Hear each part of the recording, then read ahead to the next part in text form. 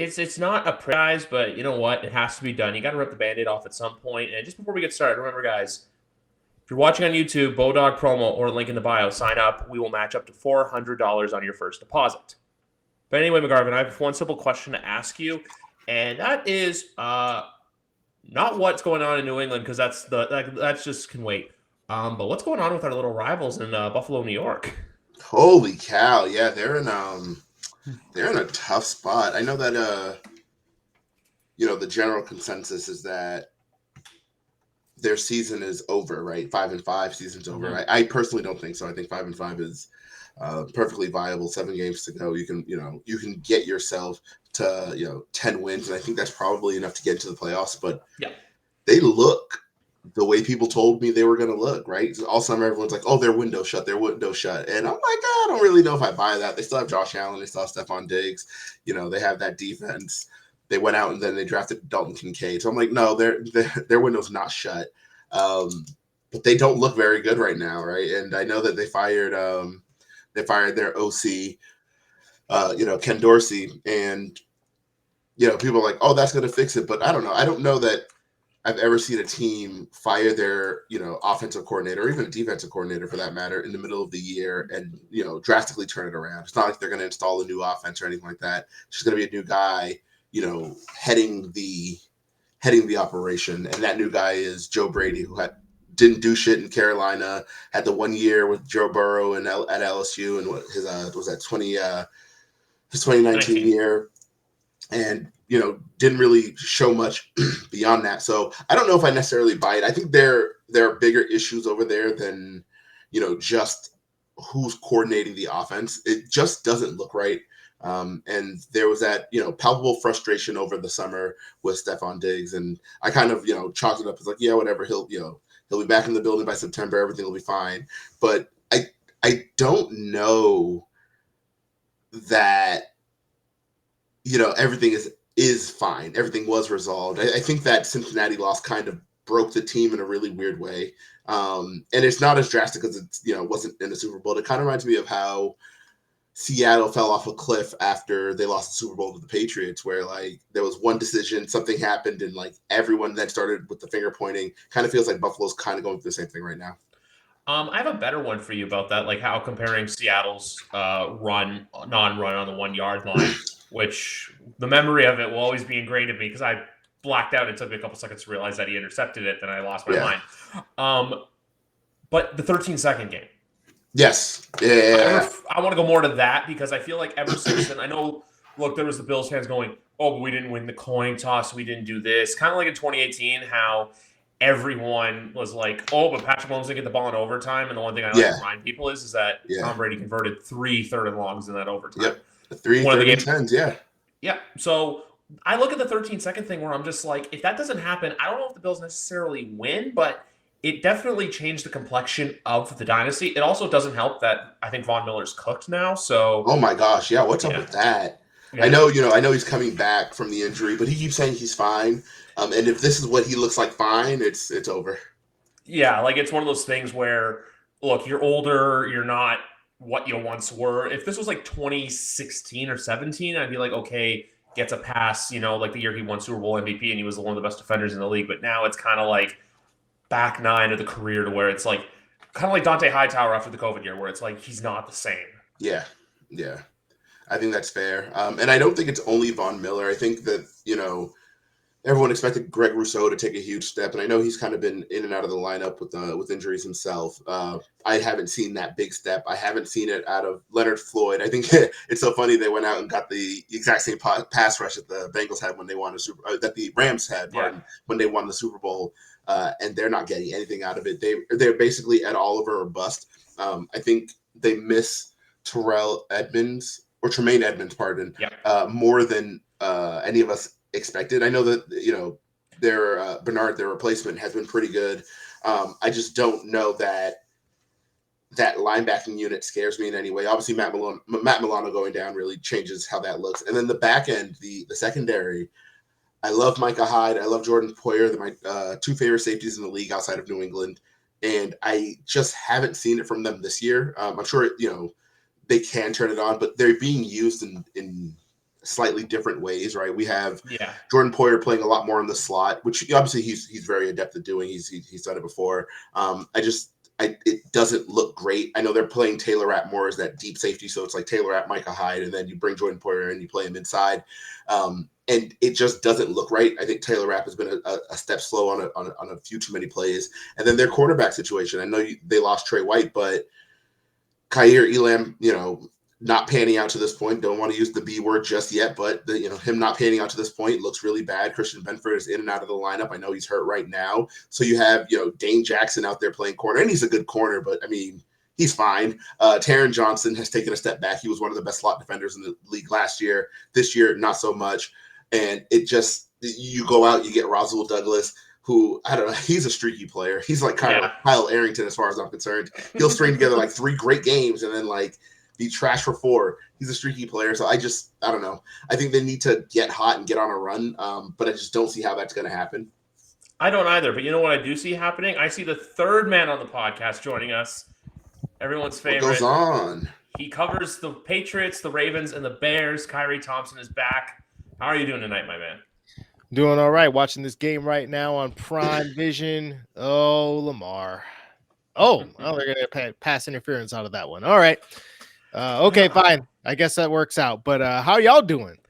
Oh, we're doing good. We're before we got into like the nitty gritty and the very disappointing, we were talking about Buffalo just because I feel like it's the relevant topic right now of this team that was supposed to be great. That's, it's not going to where everyone thought it would go.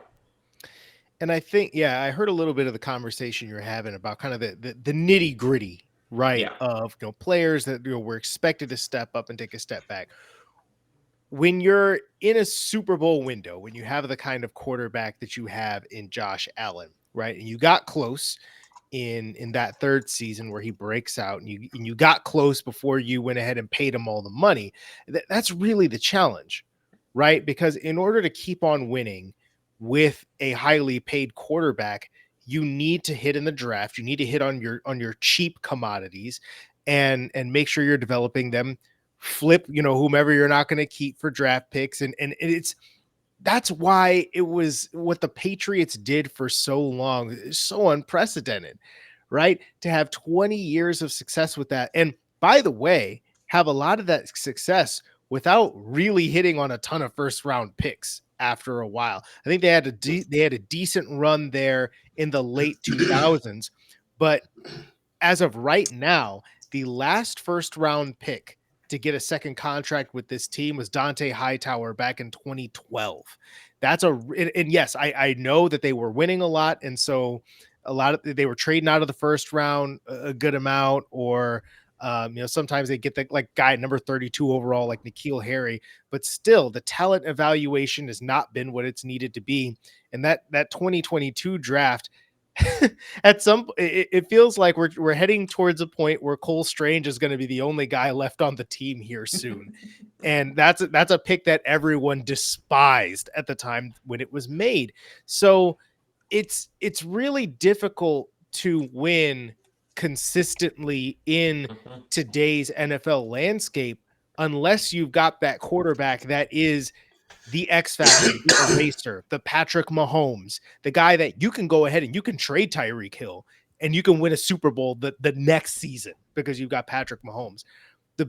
Josh Allen's he's got that kind of talent, but he's also always had it in his game to make baffling decisions, to turn the ball over, this isn't new stuff. Right? Like people are like, oh yeah, does Josh Allen have a turnover problem? He has been somewhat contained, right, during this stretch where he's been an ascending player, but it was always within him, and the rest of the team has not been good enough, and the coaching has not been good enough to cover up for all of that. Because if you remember that second season when he started to show improvement at towards the end of the year as it went on and they made the playoffs when he was a second year player, that defense was outstanding and the defense was good the next year. But you've seen stagnation from that unit. And I feel like perhaps more so than the Bills offense and Josh Allen and what have you, the Bills defense not being elite anymore, that has become the difference in this team. The other thing I want to say about the playoffs too is that if you look at who Josh has beaten in the playoffs and at the quarterback position, it's not really a who's who. It's Phillip Rivers, who they actually barely beat, Tyler Huntley because Lamar got hurt, Mac Jones in what I call probably their best game, even though it pains me to say that, and then Skylar Thompson last year. So Josh still hasn't beaten that guy. You know how Tom Brady went in year after year, Ben Roethlisberger, Peyton Manning, Phillip Rivers. He's like beaten all the guys to get there.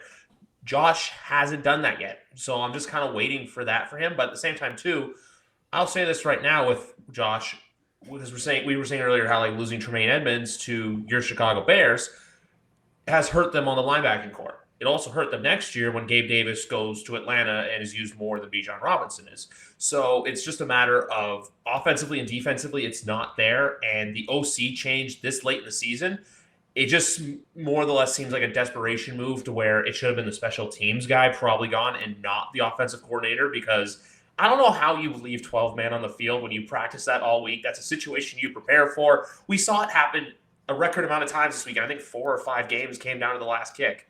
So they've got to get their act together, because I still been saying this for a bit now. I think this is a now or never season for the Buffalo Bills. I mean, it probably has been. I think the reason unfairly that Ken Dorsey goes here is because you were gifted this, elite quarterback prospect, and he has regressed a little, not necessarily like he's horrible now, but you haven't unlocked the fullest potential of him. And that was Josh Allen's guy, right? Yeah. He likes him. He stumped for him to get the job and to keep him around.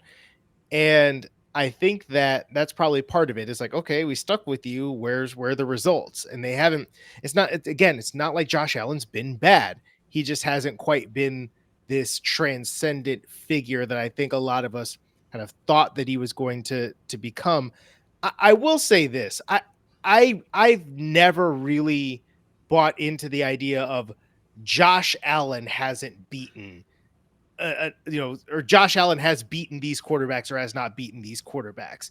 Like this is as always a team sport. We do this, and we do this a lot. We all kind of have a way of doing this, because in the end, right, we look at the quarterback position as the most important position out there. They're the stars, they're the leaders, right? And again, it's like when you look at the Kansas City game, it wasn't Josh Allen's fault they didn't win that game. That was one of the most epic games of all time. He was balling and dueling, going toe to toe with Patrick Mahomes, and in the end, your defense got to get a stop, right?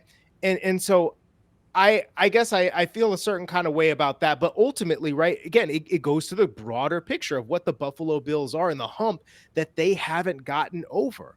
Because if you're a Super Bowl contender, you got to beat those teams eventually. Patrick Mahomes ain't going nowhere. You're going to be there for a while. So if you want to win a Super Bowl, that's where the road goes through. Simple as that. Yeah, and I think as much as, especially as Patriots fans, I know that a lot of people are like, well, he has all these weapons.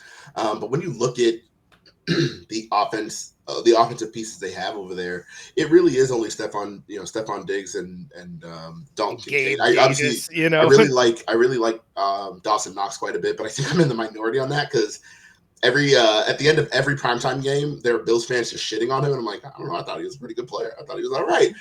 But I will say a player I do not like over there is Gabe Davis. I think a lot of lies were told on him after his huge game against Kansas City. Right? They were like, oh, he's gonna be the next guy. Don't worry, we're all set at receiver.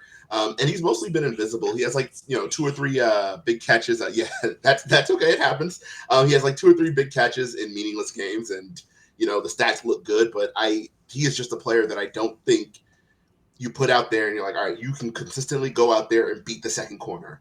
And the fact that he can't do that, even though Stephon Diggs is drawing double coverages, even though he's drawing the brackets, he's drawing the number 1 corner, to have your second receiver not be able to beat his man on a consistent basis, it really puts your offense in a bind, especially when your third man up at this point is Khalil Shakir, and I like him. I just don't know that he's ready right now, and they need him to be ready right now. So it's just a tough offense. Rashad Bateman touchdown.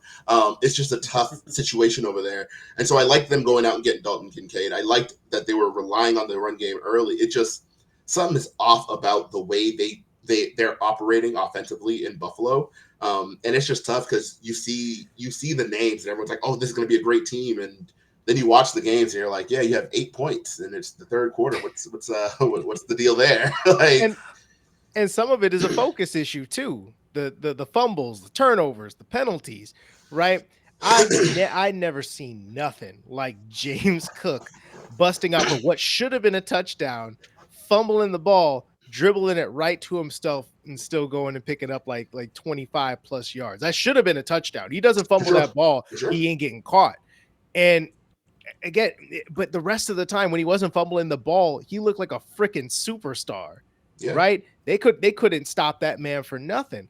But again, it's like, can you rely on the run game? Like, I mean, he hasn't really been a fumbler in his career, right? But it's like, if you could have just relied on that run game, or if you had relied on the run game the entire time, the way that James Cook was running, maybe you don't lose that game. But because you benched him because he fumbled, and then he fumbles later, and you're thinking to yourself, like, I got to keep feeding this guy the ball. But what the hell's about to happen if I do? Right? So it's not at all just Josh Allen, right? And it's not all Ken Dorsey. But as we see with offenses around the league, when the unit is bad, it's usually not just about one guy. It's about several. Unless you're talking about the New York Jets and it's just a Zach Wilson thing because he sucks. Yeah. Well, their O-line is also terrible, so I get that part as well. But yeah, it's true. But listen, let the hate flow through me, okay, bro? Look, you're not going to hear any complaints from me. Never believed in Zach Wilson even coming out. I thought he was the likeliest of the big five quarterbacks to bust, and I thought Trey Lance would be the second. We kind of nailed those. Yeah, we called that right off the bat. That was easy. Easy money. And it was one throw at his pro day, and everyone was just like, "Oh my God, we have to have him." But why? But that's the thing that kills me, man. Is like what, and this is part of what quarterback evaluation I think has become, where now people are starting to think about that more. Like, oh yeah, great, we saw a throw at his pro day, it's wonderful, but does the guy play in structure in college? Because I think the Zach Wilson rule has really started to get guys thinking about that. Like, so Caleb Williams, does he play in structure? Right? He makes incredible plays outside of look, Caleb Williams is a much better quarterback prospect than Zach Wilson. Let's get that out the way right now. But he doesn't always play with the structure that he should. And he relies on the fact that he's freaking incredible outside of the pocket and he's a wizard. But when you put pressure on him and you force him to get the ball out on time every single time, it's not like he can't get the ball out on time. He absolutely can. But when you're making him do it every single time, or you're putting pressure on him and you're dictating the terms to him, that's where things get a little bit difficult for a guy like Caleb Williams. And I think people are starting to think about that a bit more now and starting to think like, maybe Drake May is the safer prospect and he's cleaner and we should just go with him, because it's not like he can escape, but for the most part, he's going to sit back there. He's going to throw lasers from the pocket and there you go. Right. And you don't have to worry about the high variance stuff. But I tell you what, man, like when it really just the next Bears quarterback. I mean, as of right now, it's going to be Caleb Williams. I feel like as of right now, you're looking at Drake May as the safer prospect, but Caleb Williams is the better player. And if you've got the right coaching staff around him, I mean, which would necessitate firing Matt Eberflus and probably will happen, getting an actual coach, then I think that Caleb Williams would be my pick. That's what I would do.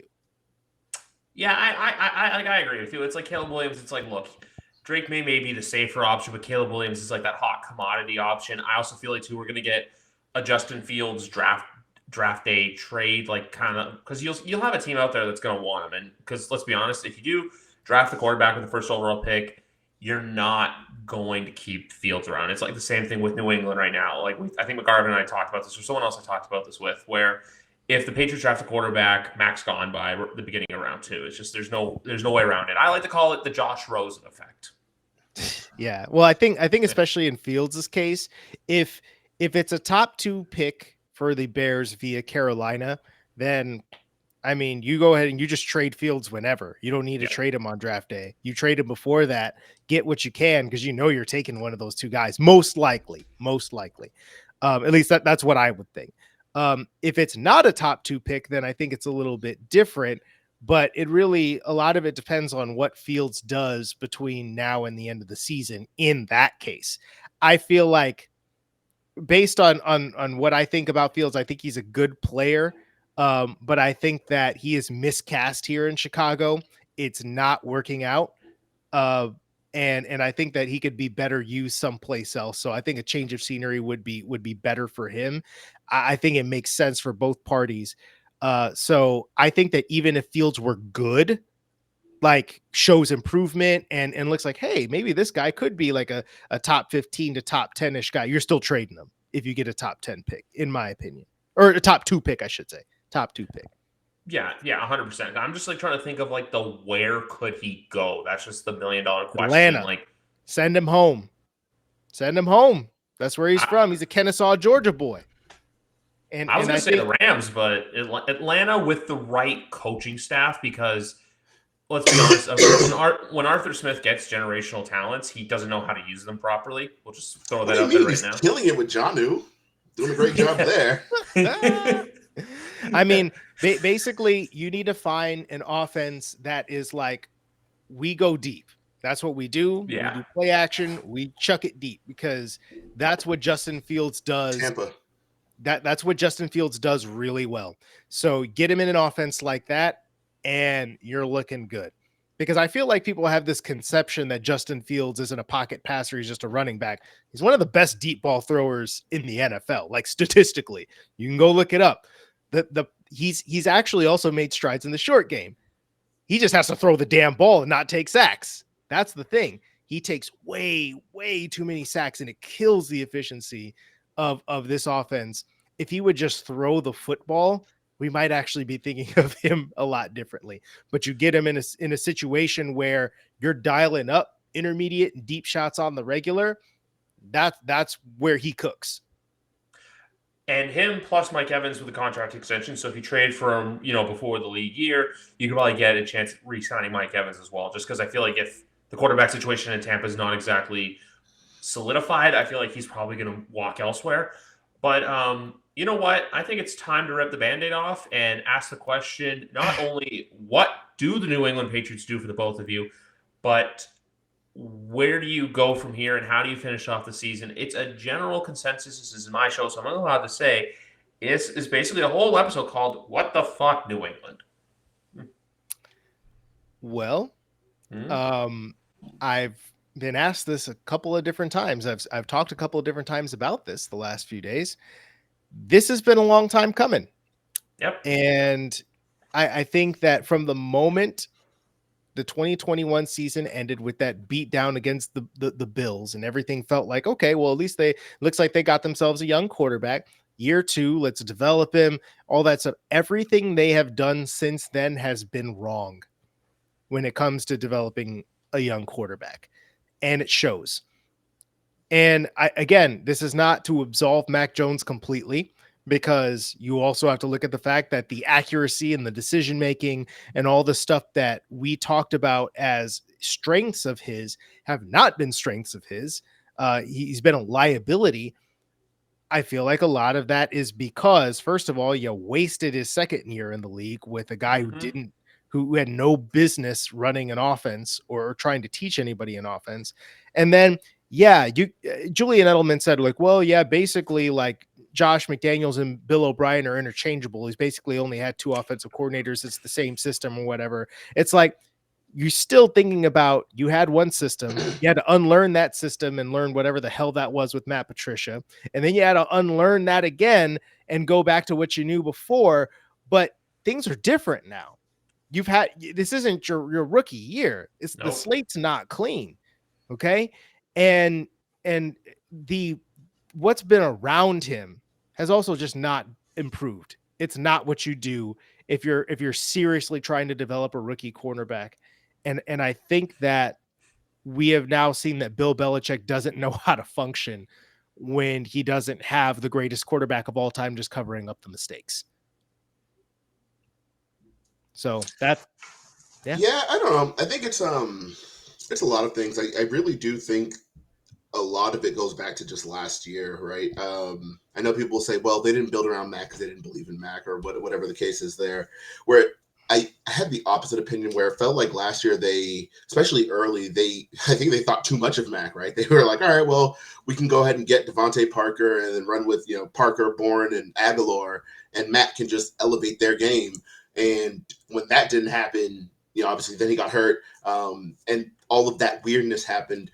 I think looking back at last year, you had all of that with Mac and the whole offense that he was playing in, and then the whole Zappy thing happened, and so I can understand if Mac is feeling like, oh man, they don't believe in me, or his confidence is shot. I see people say that all the time. I won't comment on any of that because I simply wouldn't know. I've never talked to the guy. There's no way I could know, right? Yeah. But even beyond that, beyond just the quarterback, just the offensive situation, I think you look at what they did in last year's draft, and I could say at this point, and I mean, I think anyone would agree at this point, last year's draft class is a complete wash, right? Like you mentioned, Cole Strange is probably going to be the only one to stick around, and that's probably going to be more out of sunk cost than anything. I think he's been fine overall, but I don't think he's been, he's lit the world on fire or anything like that. But you look at the players they went out and drafted. They drafted these guys for a system that was immediately thrown out, right? You're looking at this this wide zone, throw it deep kind of system. So you go out, you get the fastest guy available in Taekwon. You go out, you get yourself a speed back who can just make one cut and go, and Pierre Strong. You you go out and get a quarterback like Bailey Zappi, who you're not asking to break down the defense in any kind of complex way. We're looking at quick reads. Throw the ball. You see it? Throw the ball.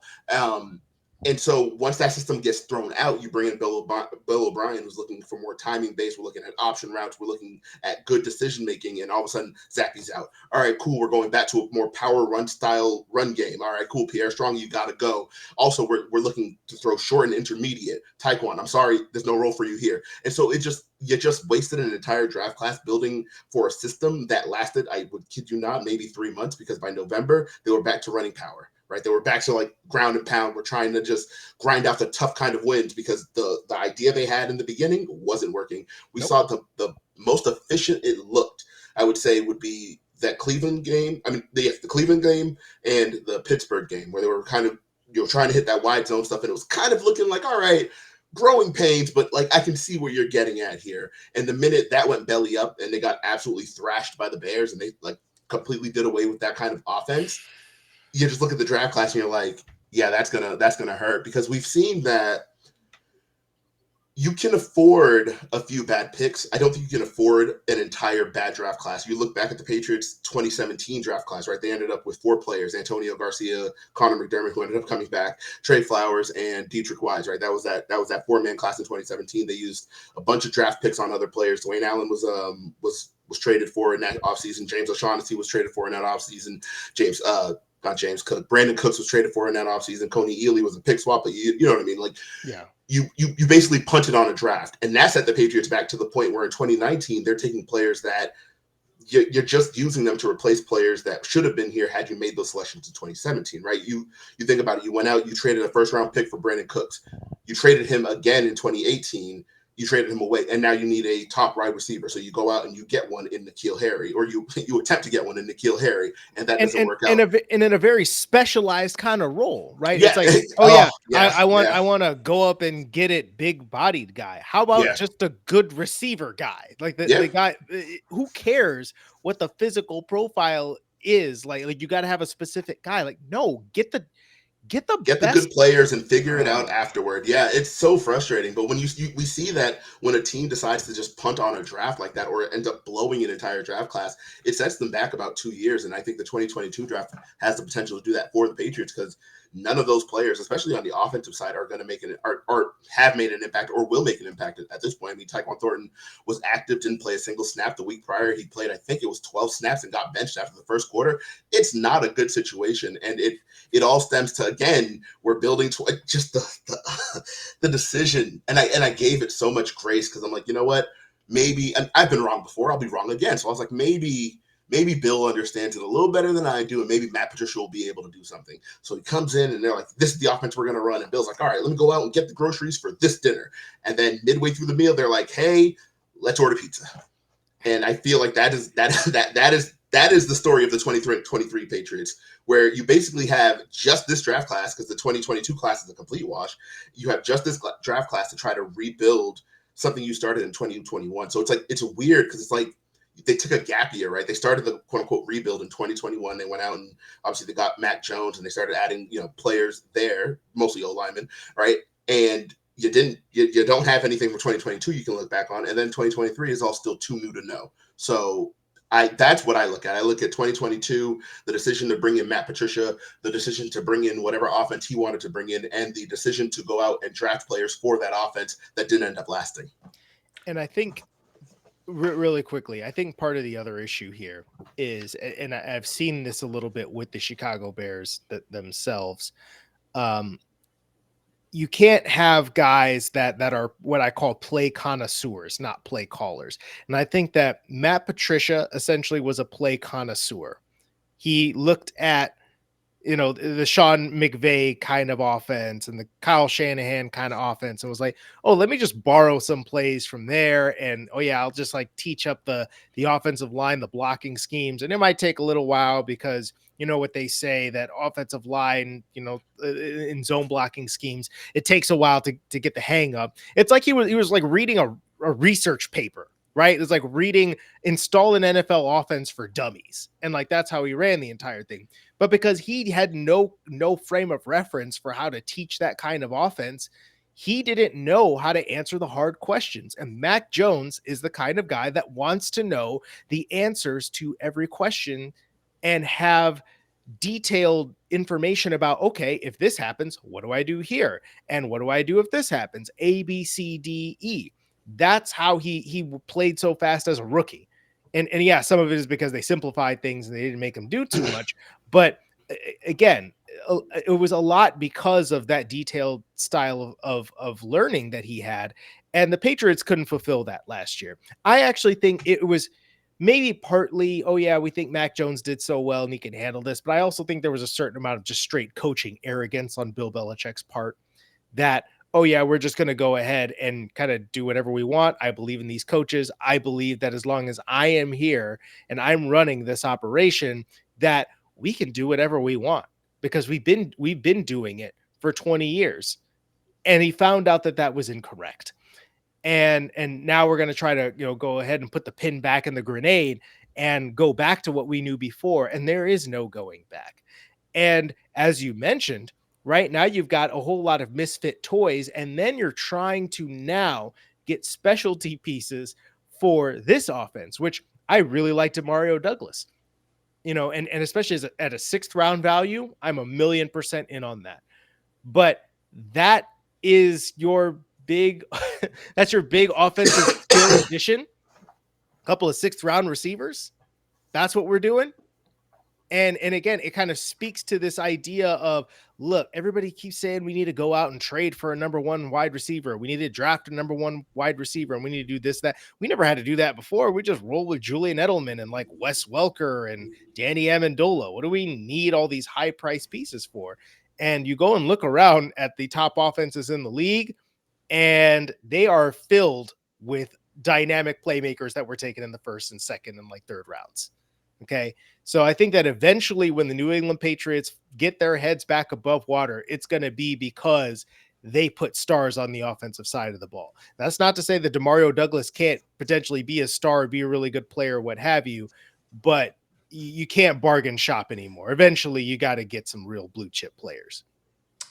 Yeah, I completely agree with everything you just said there, because even if you go back and look at the 2021 free agency class, obviously John Newton didn't pan out, he's gone.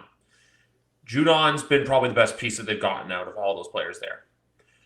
The big thing, too, when I look at in-house right now, because, look, the Patriots obviously have a lot of money to spend this coming off season. I think they're third or second overall in cap money. For as much as those guys have kind of not an emotional attachment, but they've been serviceable, there's a lot of those guys, I think, but I would say Bourne, Duggar, and Owenu. Besides that, I think everyone else is open season to go. That's Hunter, Henry, that's Gesicki, that's I'm trying to think of who else is a free agent going into this year, but I know there's a lot of guys, so I feel like it's just, you know what, you got to clean the cupboards bare. Just like McGarvey was saying earlier about the whole, you were trying to make a meal and order pizza, but you know what, to make the correct meal, you have to have the correct ingredients. So you know what, you have to just replenish the pantry eventually, because eventually non-perishables go bad. That's just You don't how just it be is. making you just don't be making pizza with like corn and peas and stuff in it. Or like if I'm feeling adventurous, yes, but no, or like just with just this, like some tomato paste. hey, you know what? Sometimes if you're desperate, the one thing too I look at with this team as well is like even with the first round pick, I saw McGarvin tweet about this recently. When it comes to the position, don't overthink it. Don't draft Joe Alt. Just go out there. If they're in the Drake May position, great, because look, Chicago's probably going to end up with Caleb Williams and Marvin Harrison. That's the right way to go. Or if they want, I'm not going to pronounce his name, but the offensive tackle for Penn State. Olu Fashanu. There we go. Kyrie said it, not me. And then obviously like Maserati Marif to quote Gus Johnson, and then Drake May. But then even a guy like Michael Penix Jr. I really like. McGarvin, I brought that up with you for potential Bronco replacement. But I think now Russ is there to stay. I don't think there's any question that they look like they got something going in Denver. And also, too, I want to point out my boy, Pat Surtain, locked Stephon Diggs down Monday night. That's what he does. Yeah, that's what he does. So, but that's the thing. You have to go get players like that. Like, even right now, we see, for example, with the Giants, I know, look, they signed that terrible quarterback contract. But, like, with a team like that's that bad, they're more better off to be in a position like with Chicago, in my opinion, where you trade back and you get a haul of draft picks for the 2025 class, because who knows what's going to happen there. But with New England, I don't look at this as a quick fix to where it's like, hey, they're going to have a great free agency class this coming season. They're going to have a great draft in their back. No. Next year is kind of the thing where it's like, see where it goes, and then look at 25 or 26 for them to truly get their heads above water, like you said, Kyrie. Yeah, I think it really depends on where they end up, because as of right now, let's go ahead and check Tankathon. Where are third behind Chicago, via Carolina, and New York. Indeed. So if you ended up there, I'm not taking QB3 at number 3 over. I don't like, as of right now, I don't like any of those guys well enough to do that. I would rather honestly go either a trade down or take the not Joe Alt. I would take Olu. I think Olu's a better player. But I think that, again, if you want to take that idea of let's get more bites at the apple, maybe there is going to be a point where a team is going to be like, yeah, you know what? I'll trade up for like Marvin Harrison Jr. or like I'll trade up for, a tackle, or maybe there is a quarterback I want to trade up for. Let's go ahead and do it. I think there's an argument maybe for doing that, but I think that once you get past those top 2 quarterbacks, I felt this way about cornerbacks last year. I'm not just taking a dude just to take him. Okay. I don't know that I really do not know that any of them are worth it. I think there's a big gap right now between the top 2 and the guys after. So I would be very cautious about how you use that pick. At the same time, it's a good opportunity, whether you want to find just a blue chip player that's going to be good for you right now, which I'm always for that. See, that's the thing. I love the idea of trading down and like, yeah, we'll get more bites at the apple. But I also kind of just love the dude that you can just put on your team and he's just going to be good. And he's going to be good for like 10, 15 years. Right? So we'll see where it ends up. But if you end up number 3, I feel like I would be tempted to just take the best dude available and hope you don't end up picking there again. And I think that when it comes to quarterbacks, I don't know that I would take like a Penix or a JJ McCarthy or whatever, but I would sniff around on some Jaden Daniels. And if he at 3, That's insane. No. I was like, what is happening? No, bro, you got to let me finish my sentence. I said I would sniff around Jaden Daniels in the second round or like late one. It depends on where he ends up, but he's in that next tier of quarterbacks. Or if you get him for a good value later, I would do that instead of taking whatever QB3 at number 3 overall. Yeah, I completely agree with that because I was going to say Jaden Daniels at 3, like. Yeah, that would have been egregious. If they wanted to like, what do you think I am? What is this? If they wanted to like trade back into the first round and Jaden Daniels is still there, a la Lamar Jackson, I'd be more than okay with that. But if they're going to have pick like 34 or 35, you can wait till the Friday night and snag the Jaden Daniels. There's actually a draft team. Also, one thing I want to say about New England before I ask this next question. This Sunday is great because they don't get to hurt our feelings and we just get to watch football. So I'm looking forward to that. The Arizona Cardinals right now, if you were running the show, I wanted to ask you guys this. Do you keep Kyler Murray or do you get the best player available? Or what do you do? Do you keep Kyler Murray or do you look for the next best quarterback? I think they're kind of it kind of depends on where they land. I think Kyler's probably going to give them a little too much to land to either May or Williams, at which point you just take the guy, right? Take the best player available. If they somehow end up in the top 2 and you have an opportunity for, Caleb Williams or Drake May, I think you think about it and see if anyone, gives you ponies up anything for Kyler Murray, because I think he'll still have a good bit of value heading into next year. I think we saw the instant spark that we all kind of forgot because he hasn't played in so long, right? Last time we saw him, he had the little scramble before tearing his ACL against the Patriots. He was looking really good against New England. And that was it. And you're like, all right, well, that's the end of it. And so it feels like when players get hurt, we kind of forget about them, especially if it's on a bad team. We're like, oh yeah, well, there's going to replace him and move on. And then we saw on Sunday, like, oh, you're right. Like he can still kind of get busy and give you a little something. So I think he'll still have value heading into the year. I think it's firmly on where they land. I don't necessarily think they will take a quarterback early. I don't think that's going to happen. I think Kyler's going to give them too much. And to that point, Kyrie, you mentioned that, you don't know that the Patriots will be able to get a quarterback at 3. I kind of disagree, only because if the records hold, I just don't know if it's going to be a good No, I think they'll be able to land one of the top 2 in the top 3. Because I think if it holds as it will, my gut early on was, Giants need to take a quarterback. But that's just my opinion. I kind of feel like they won't take a quarterback. I think if they're sitting there at 2, who's taking that contract? They already have Daniel Jones under contract. I think it's a real possibility that it goes Caleb Williams, Marvin Harrison Jr., and then Drake May at 3 for whoever, whichever 3 teams are there. If the Giants are there at 2, I think Marvin Harrison goes there because they need a receiver in a bad way. I know they went out and they drafted Jalen Hyatt, but I was thinking Wan'Dale Robinson last year. They drafted Jalen Hyatt this year. Waller's been invisible.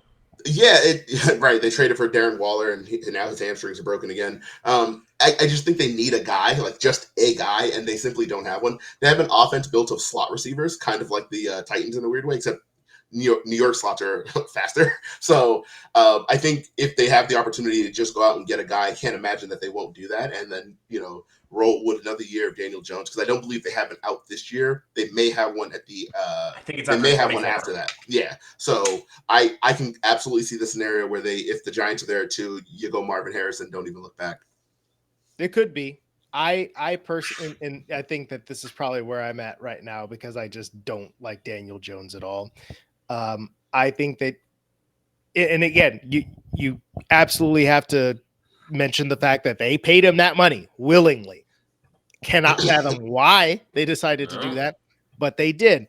I would trade the hell out of Daniel Jones. Who wants him? Yeah, I mean, and that's the thing. Who wants him? So who wants him at that price? I think he's a quarterback that you can absolutely trade on a rookie deal. He's a quarterback you can actually absolutely trade at $20 million. At $40 million? Oh no, that's not going to do. You absolutely have a point. That said, people make stupid ass decisions about quarterbacks the time. That's fair. So you can find somebody to be like, you know what? Let's just rock with the Daniel Jones, and I can fix him. Yeah. It's like, hey, he was drafted number 6 overall for a reason, and see if like, oh yeah, maybe we could like do some Alex Smith stuff with him and like make the playoffs every a bunch of years as long as he doesn't screw things up. But I mean, no, I completely agree with you that that price tag could very well be prohibitive. I don't care though. I would probably just take the damn quarterback anyway. And you know what? What about if they finally decided to do this thing where we'll go ahead and actually sit the guy for a year and let him incubate and then tell Daniel Jones to get lost next year, and then that kid is your starter because we can cut him finally. I don't really trust the New York Giants to do that. And Daniel Jones right now is also that meme of that one guy who says, "Who want me?" And it says, "No, 100%." You know, the guy who want me, no cap. That's Daniel Jones right now. Like, not yeah, I'm not letting Daniel Jones influence my quarterback plans at all. But yeah, but that's me. Joe Shane will, because that's my thought. I'm like, would I do it? Absolutely. I'm going up there. I'm getting me a quarterback. But we know how NFL GMs give it up. Yeah. We know that they're so, they were so risk averse that they signed Daniel Jones to $40 million a year. I can't imagine that they're all of a sudden going to be like, no, you know what? Let's do the smart thing. Let's go out and get a quarterback. They're going to be like, no, we have our guy. He's okay. He was just hurt. We have our guy. Let's go get him a weapon. And then Marvin Jones is going to have, 1,200 yards as, Daniel Jones leads them to, 6 wins. I don't know. I so badly don't want to see Marvin Harrison Jr. have to catch passes from Daniel Jones. That would make me so sad. So can I just say something? I found the contract. I found the contract right here. This is from The Athletic. So Jones's contract contains $82 million fully guaranteed, $36 million signing bonus, his 2023 and his 2024 salaries, and his 2023 and his 24 workout bonuses. Getting all of that $82 million is in the first 2 years. So you're locked into him for at least obviously this season, his season's done. But you're locked into him for the next 2 years. So pay a crap ton of money for him to go do what he's gonna do, and then kick his ass out and have a rookie ready and waiting. How certain are we that Chicago takes a quarterback? Huh? I said, how certain are we that Chicago takes a quarterback? I am, as of right now, Vontae Mack, no matter what. From things that I've heard, it's pretty locked in. Sick. That said, I don't think that it is absolutely 100%. It really depends on what ends up happening with this Carolina pick and what Justin Fields ends up doing. I feel like Justin Fields has to do so much to change the minds enough to be like, oh yeah, no, he's the guy. Because think about it. You have to think about whether or not you're going to pay him $35-40 million. Or if you're just going to pick up his 5th-year option, which, okay, you could do that if you wanted to give him the time. But why would you if you've got a top 2 pick right there and you know that somebody else might want him for a reasonable draft haul? So it really is just about if this were any other situation and this was just the Chicago Bears pick, then you're keeping Justin Fields next year most likely, and you're not thinking about it because I don't think they're going to be bad enough. They might be bad enough to get a top 2 pick, but when it's all said and done. But as of right now, I feel like their schedule is so meh that they're gonna play their way into more like the top 6 or something like that, or like the 7th pick. But the way it's shaking out is Carolina is awful. They're terrible. I don't see them winning more than 3 games. And if that's going to be the case, you're going to get a number 1 or number 2 overall pick. I just don't know how you decide that you're not taking a quarterback unless Justin Fields goes absolutely nuclear and you're like, okay, I can't get rid of that. I'll trade back and let somebody else take it. That is just such a long shot. I'm looking at their schedule coming up, and obviously, look, they have Lions, Vikings bye week, Lions, Browns, Cardinals, Falcons, Packers. So there are a chunk of games in there where I feel like they could possibly be competitive. I don't like them to win. No Deshaun Watson now, and you might have Dorian Thompson-Robinson playing for the Browns from here on out. That Browns defense is legit, so they might very well just eat the Bears up offensively anyway. But if you've got a rookie playing and you don't know what you're going to get from him, I don't know. I mean, there are winnable games on that schedule. There are. So I feel like too, it's like we were saying, Carolina's midder than mid. We know that David Tepper, because that's the big thing with this whole thing too with NFL teams right now, and why I think we have to say we have to be thankful for Robert Kraft for all these years. David Tepper's way too involved in the football organization stuff. Who's the other owner? I'm trying to think of too. Jimmy Haslam's another one in Cleveland, very involved. Virginia McCaskey, she's not involved, but George obviously is, and we all know. Look, there's a lot of stuff with that team beyond what's going on the field this year. Going back to, was their defensive coordinator a pedophile with child pornography, which I feel like that went away quietly. It's like we don't know that 100% for sure, but it's kind of strongly implied that there was something untoward going on. And then of course, one of their other coaches got fired for another HR inappropriate kind of thing, which we don't know as much about.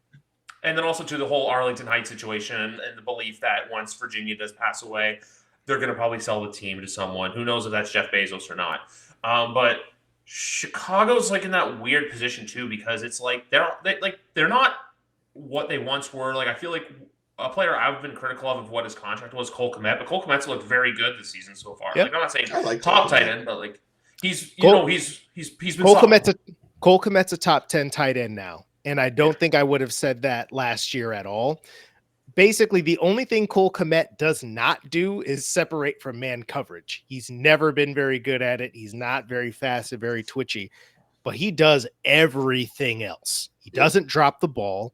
He has a great head for getting open against zone. He's improved as a blocker. I feel like he got talked about. It's like, oh, yeah, he's big and stuff like that. He can block like a wide tight end. He wasn't a great blocker at the start of his career. He's a better blocker. In college either. Yeah. It's funny. I was actually there at Notre Dame, working for the South Bend Tribune when Cole was in college at Notre Dame, so I got to see a lot of him. But he's a much better blocker route. He's a complete player. If he could just get away from man coverage, he could be a top 5 tight end.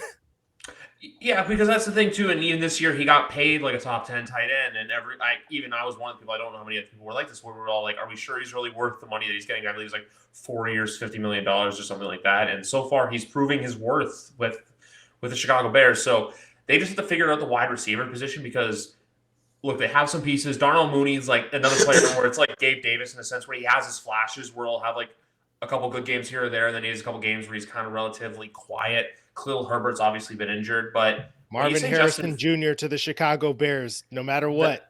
That's the thing, though. Devontae Mack, no matter what. Marvin Harrison Jr., no matter what. I mean, look. They could very well do it. I would not do this practically because it wouldn't make any sense. But Marvin Harrison Jr. is absolutely the kind of non-quarterback prospect who's so good that I would just take him number 1 overall. Correct. I mean, holy shit. Is that a hot take? That doesn't feel like a hot take, but I think if you tweeted it, people would treat it like one. I think I tweeted it.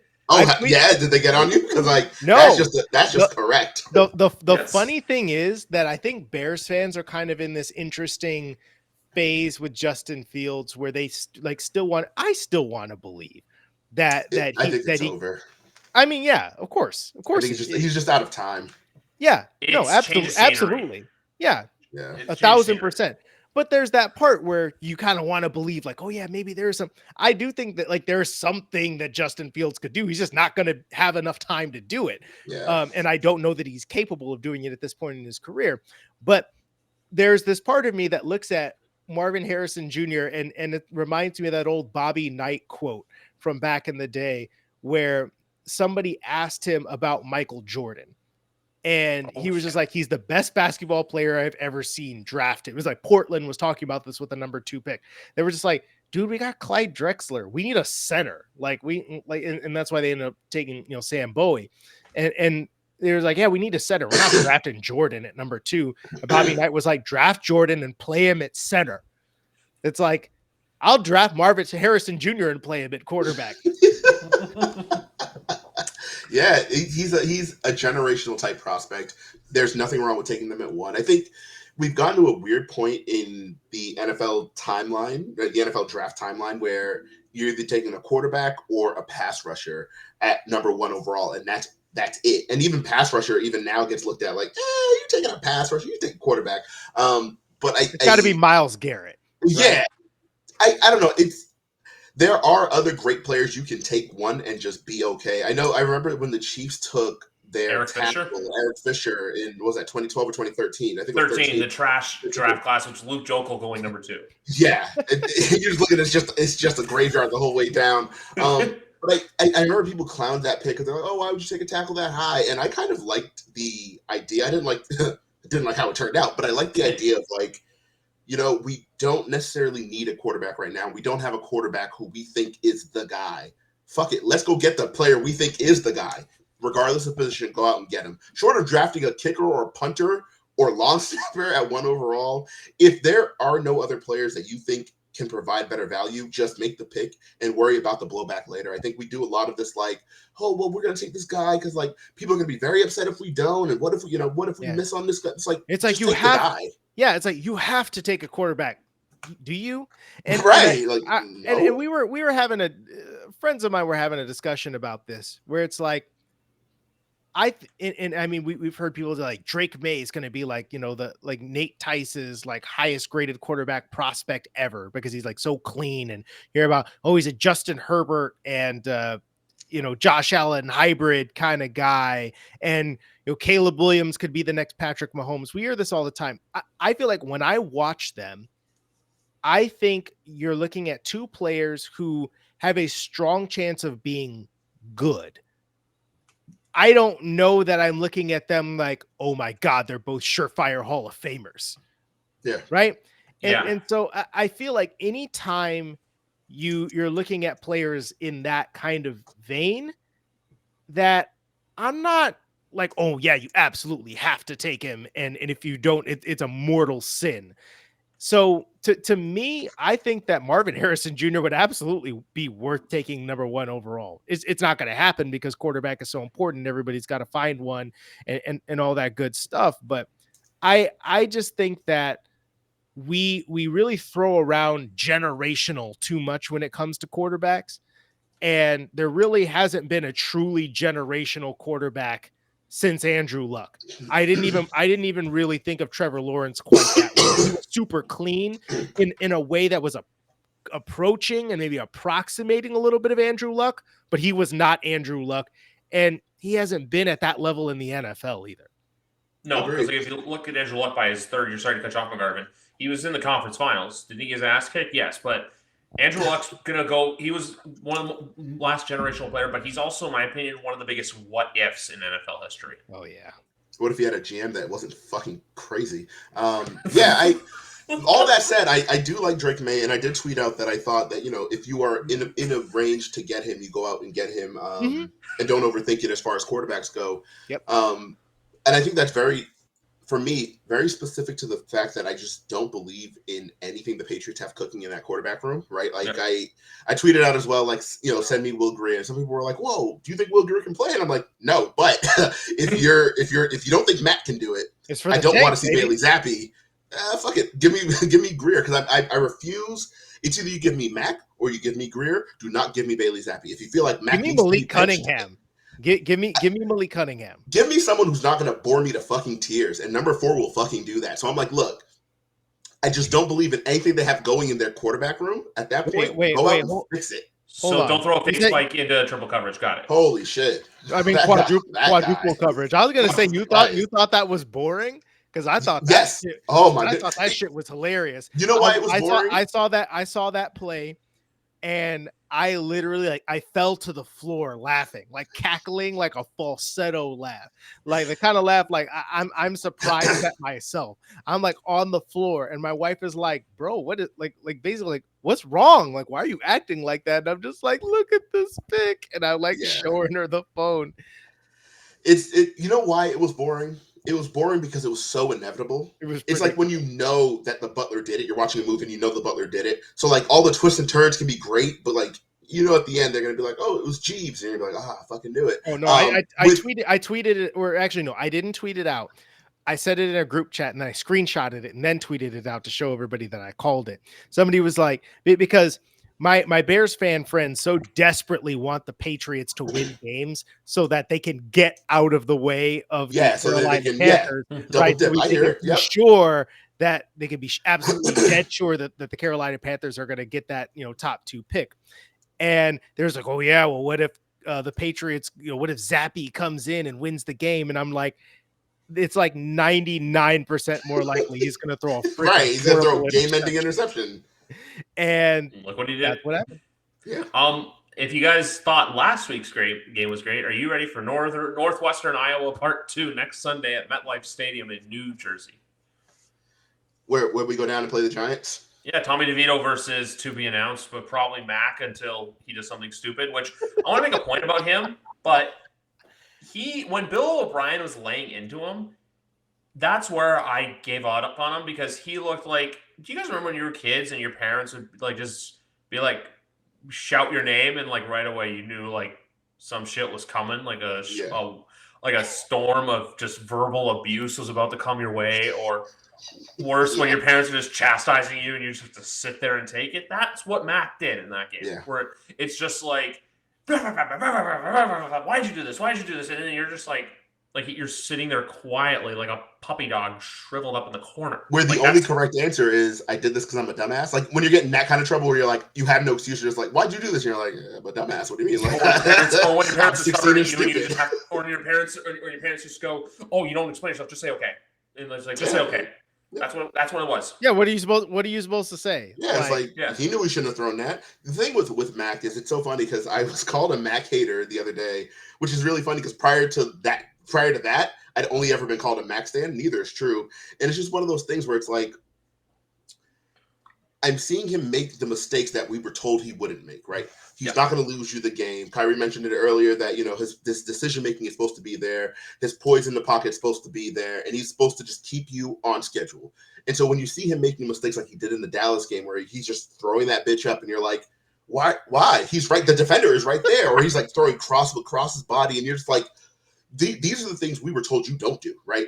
Like Zach Wilson does this. You do not do this. So when he started doing that, and I'm like, okay, cool. And you cannot, with hope, do that because when you do it, it's definitely getting yes, and someone is going to house it, and they house it every time. So it was just so frustrating with him with that. And then you're watching, you're just like, cool, that's independent of everything else, right? We can say, oh, they haven't given him a good O-line. Oh, they haven't given him the good receivers and all that. Yeah, sure. But when the O-line gives him protection and he's ducking pressure that's not there, or the receivers have separation and he's throwing a duck into coverage, you're just like, that's on you, friend. Like you can blame Bill, you can blame the roster construction, and we can all agree it has not been very good. At the same time, your individual mistakes are what my issue with you is. It's what cost them the game against Miami. Like if you think about it, like the Miami game, the pick to Jalen Ramsey. Yep. Yes, and then even the Vegas game too, the one where he just heaved it up, where it was just like, this guy's a wizard. Okay, you guys are ahead of me. Holy shit! Oh, bull! That is. Sorry. I'm watching Prime Vision. He faked me out. I did not realize that he hadn't thrown the ball. Yo, okay. It wasn't even in bounds. Was it 10 seconds? He had it more than 10 seconds. Holy cow. And Mike Hilton's hurt. Before we end today, I have two more things I want to go over with you guys. One is there a team so far this year that's surprised you in a good way and surprised you in a bad way, obviously excluding New England? Oh, well, I know who my good one is going to be. Garvin, you go first. All right, this team that surprised me in a good way, the Browns. I think the Browns are pleasantly competent in a really good way, and I think their defense is a lot better than I thought they'd be.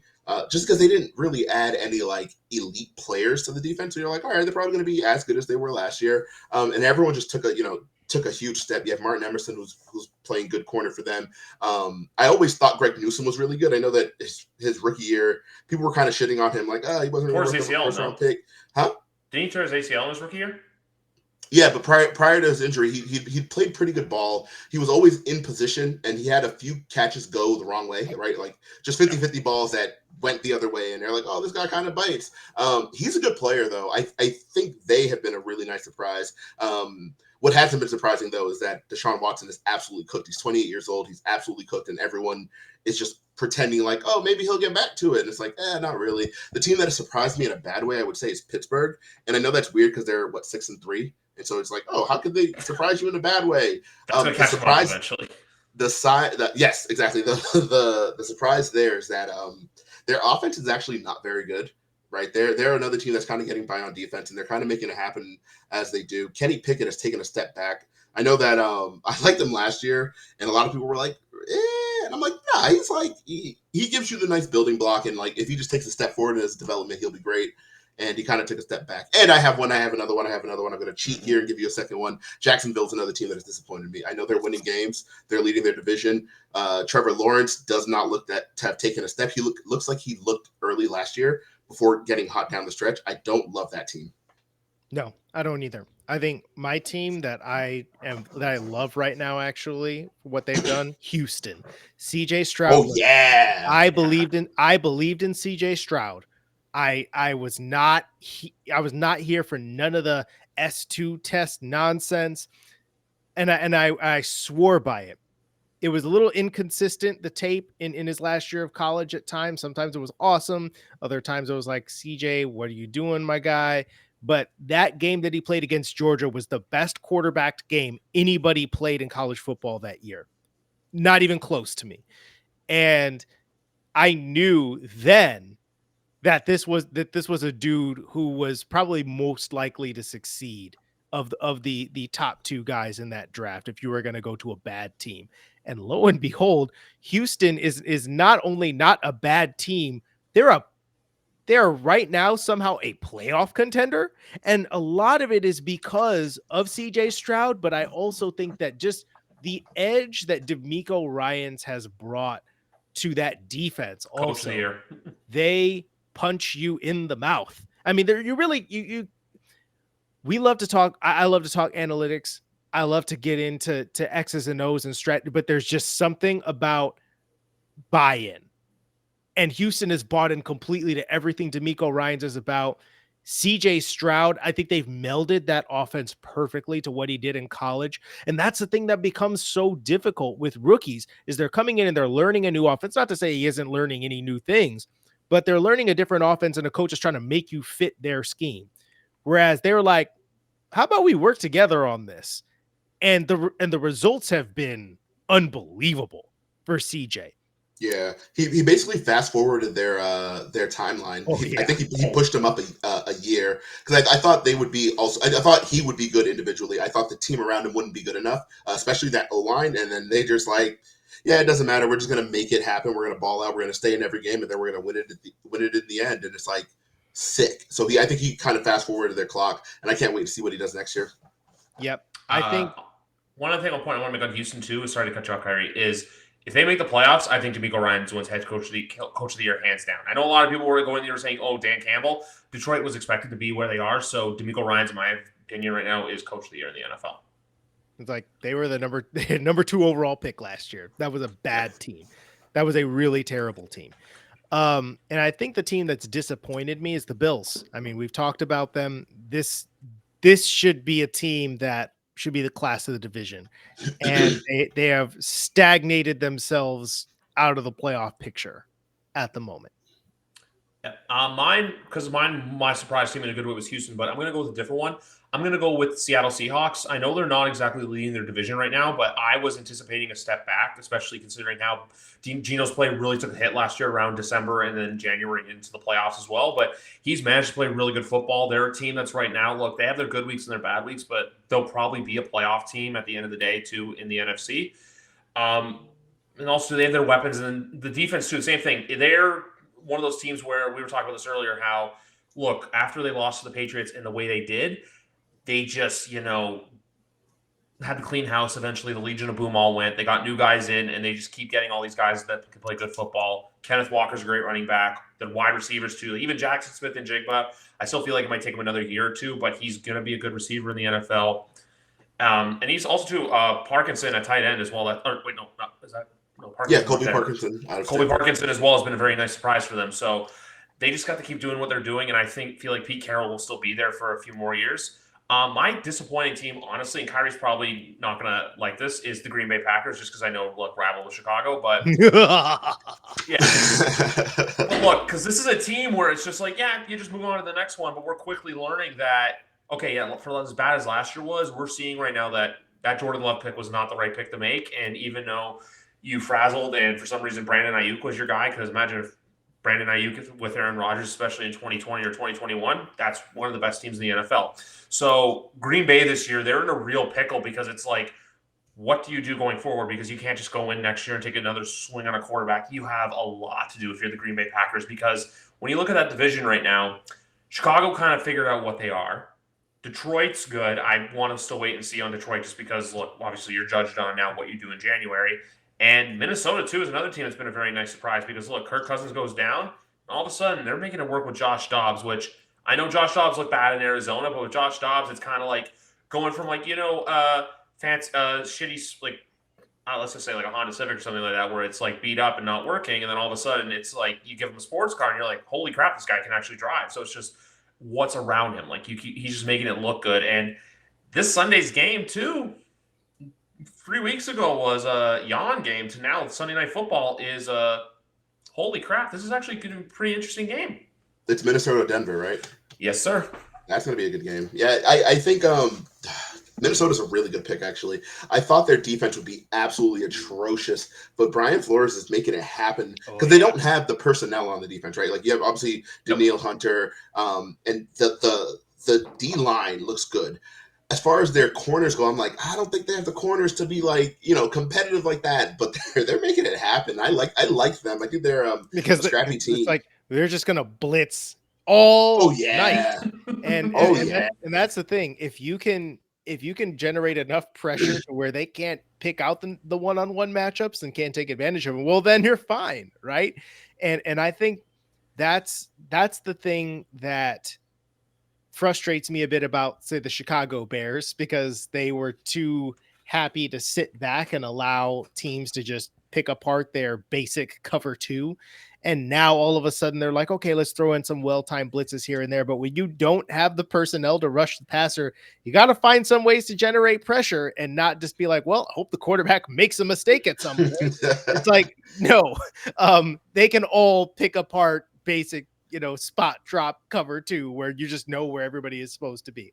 And obviously when you live by the blitz, you can die by it. But that's where Brian Flores comes in handy, because he'll put 8 guys at the line of scrimmage and you might only get 6 coming, but one of them's going to get home and the other ones might be dropping into just where you thought you were going to get a throw off.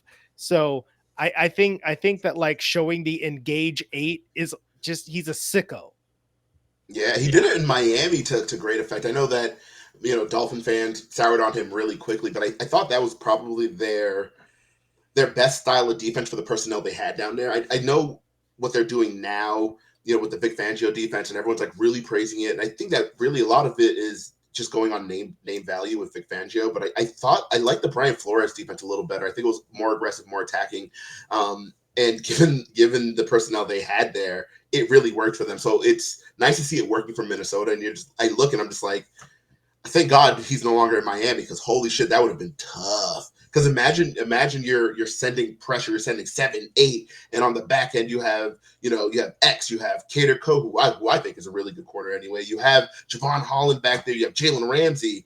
It's going to be real tough to throw it over them. So I'm glad he's out of the division. I'm glad he's doing what he's doing in Minnesota. Chicago is interesting, though. I think they're a second pass rusher away from being a defense that I think is going to be legit. I like their corners a lot, right? You have Jalen Johnson, who's a very good corner. And it took a little bit for everyone to kind of catch on. This year was the first year that I heard him mentioned as one of the best corners, when I thought last year he played pretty well.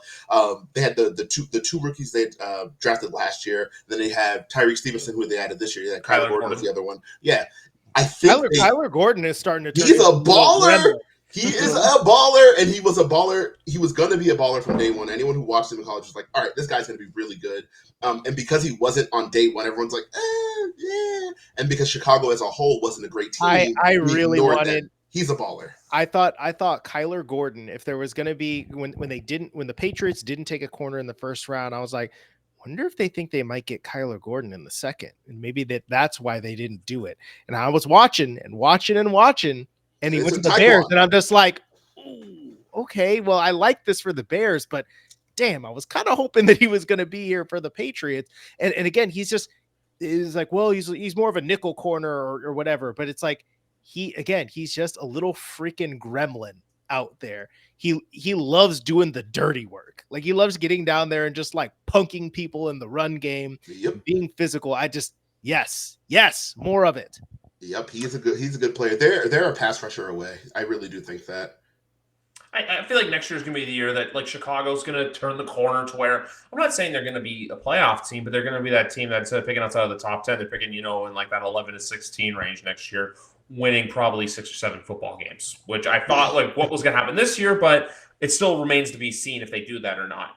But before we go, obviously, look, Kyrie, you have some games you have to pay attention to this weekend, but for McGarvin and I, it's kind of a free weekend. So is there any games you guys really have scheduled in your calendar? Obviously, Monday night excluding, because Monday night's going to be a good game.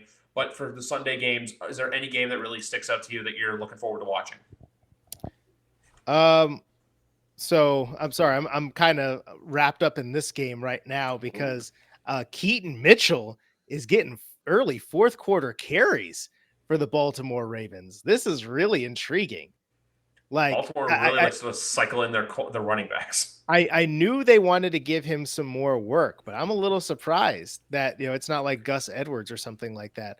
I'm mildly intrigued by, say, the Cardinals and the Texans, because I think that the Cardinals aren't necessarily a good team, but with Kyler back, for him to play the way that he did after not playing for an entire year and to just immediately bust that out, that was awesome. And that's why you pay him that damn money. I kept on hearing about everybody talking about, well, he doesn't deserve that money. I wouldn't pay him that. That's why you pay him that money, because he can do stuff like that.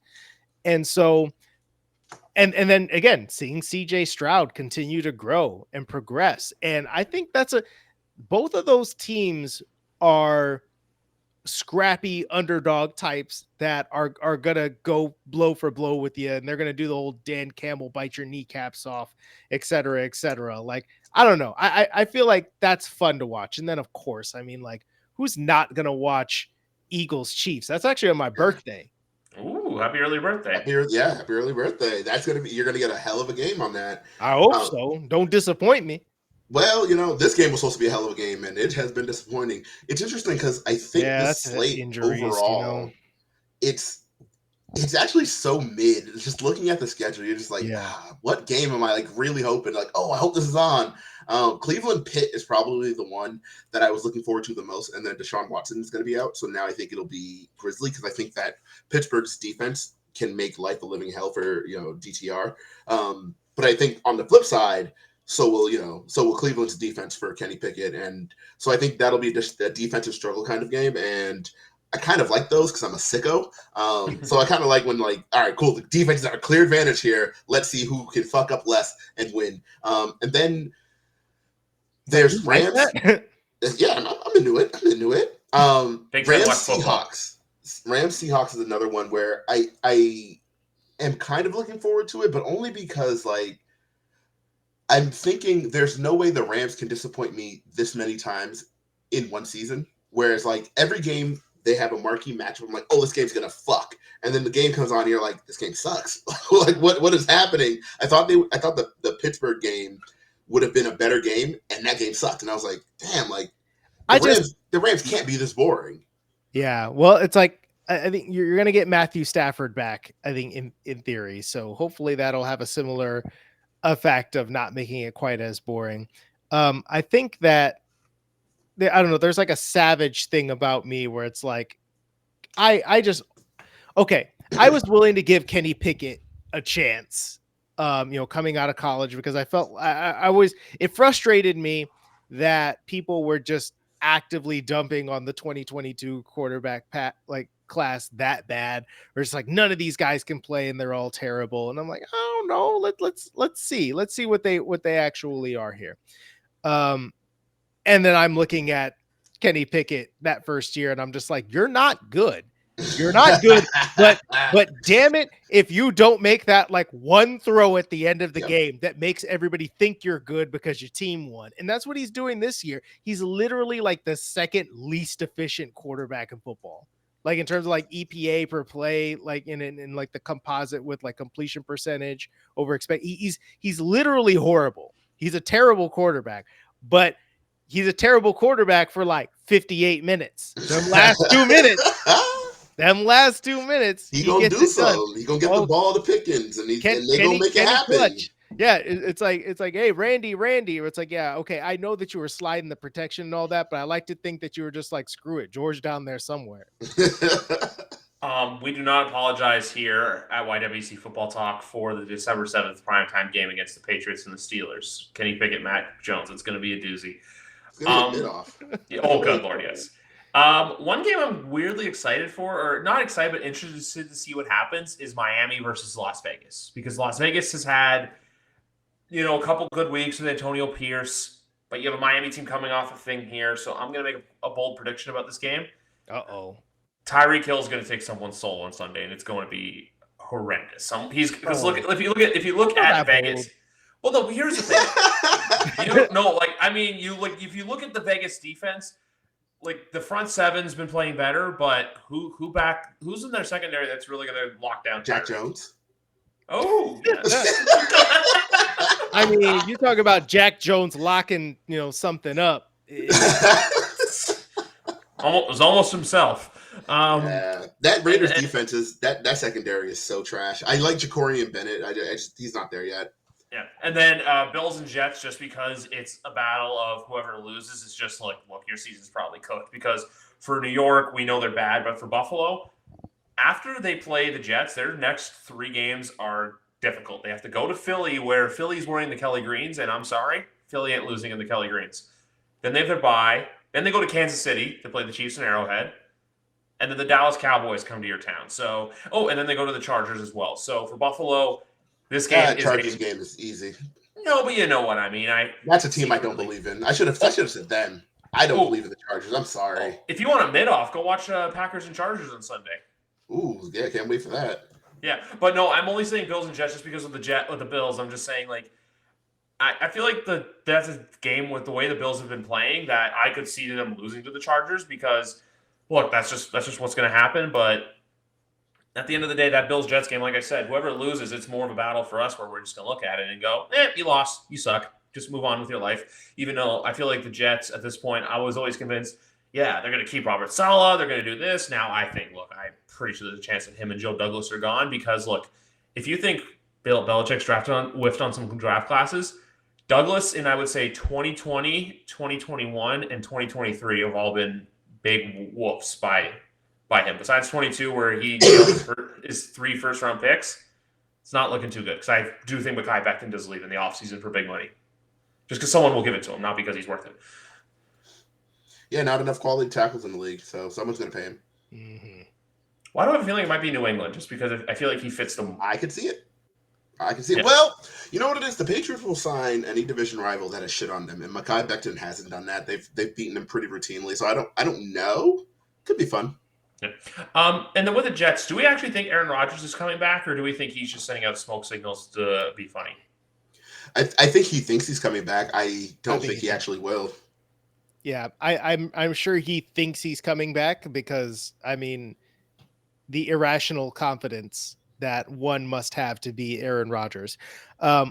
However, I think that especially if this season continues to not go that well, they're not going to let him come back. Why would they? 39 years old. Don't waste your time coming back in a season when you're definitely not making the playoffs. Like, you alone are not going to make this happen.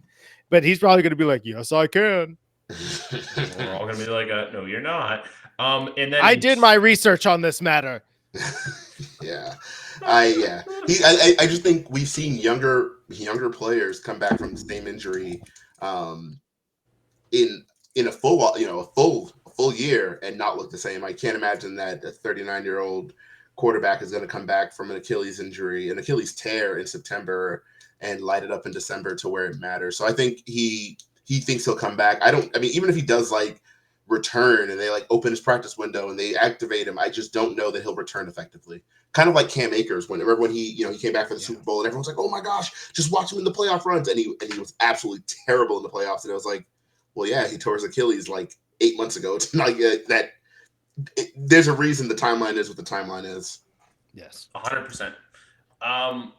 But you know what? And then week 18 is going to be Mac Jones versus Zach Wilson in their last respective games for both Oh, their stop. teams. Stop. I'm just saying, I'm throwing it out into the universe, and the whole No game is going more. to be. Yeah, the only thing I will say about the Buffalo Bills right now, and I'm realizing this, as their next 3 games are all going to be in the CBS 425 window, and we have to listen to Tony Romo effectively, I don't know, fiddle himself to Josh Allen playing, because that's what Tony Romo does. We have Tony Romo and Josh Allen. You have Chris Collinsworth with Patrick Mahomes, where I saw the other day. So there's that story about the lucky underwear with Patrick Mahomes? Yeah, I saw that. No, someone took the scene from White Chicks, and then they just put Chris Collinsworth where the one cop was sniffing the underwear. It's just like, yeah. Well, I just saw that. I'm like, yeah, because Chris Collinsworth would do that thing because he's weird like that. Like, I gave up on that for a second when he's like in the game against Detroit this year, where he was just like, we're gonna find out who Patrick Mahomes is, and we're like, bro, we know who Patrick Mahomes is. Yes. So that's that. But anyway, guys, Kyrie McGarvin, it was a blast having the both of you on, guys. We'll definitely have to run it back sometime in the near future. But guys, enjoy it. Enjoy the rest of the game, Kyrie McGarvin, you too.